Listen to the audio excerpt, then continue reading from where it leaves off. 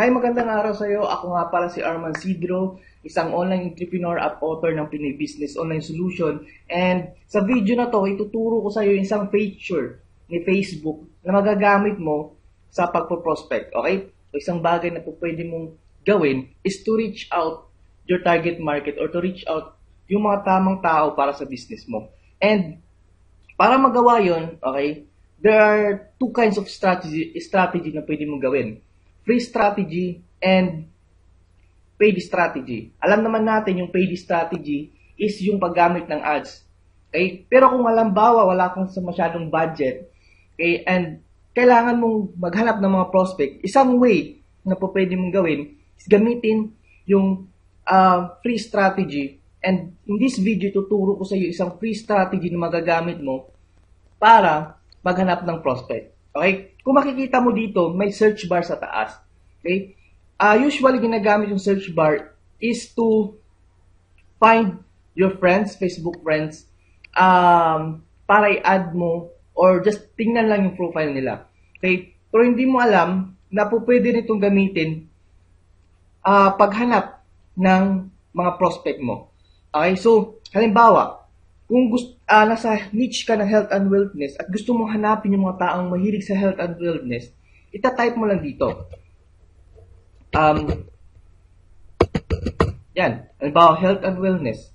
Okay? So, pag tinype mo yan, okay, automatically si Facebook maghahanapin lahat-lahat ng records na meron siya.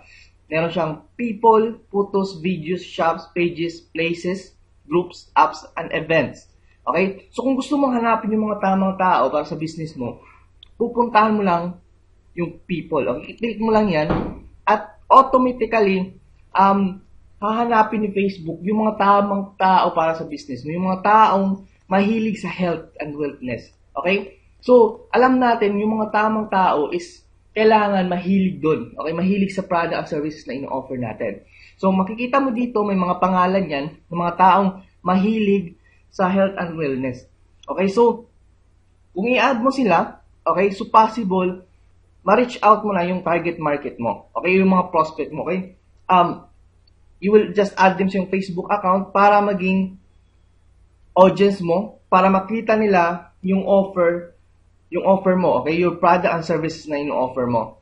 Okay, I hope na gamitin mo to sa yung business, okay, kasi isang free strategy lang to, and napaka-powerful dahil si Facebook mismo yung maghahanap sa'yo ng mga tamang tao para sa business mo. Okay, so, thank you for watching, and kung nagustuhan mo to yung video na to, okay, comment ka lang sa baba, or you can share this post para makatulong sa iba, and kung gusto mong malaman, okay, kung gusto mong malaman kung paano mas magkaroon ng engagement yung mga Facebook post promotion mo, okay, i-click mo lang sa taas yung link. Okay, bibigay ko sa iyo isang free training na ginawa ko.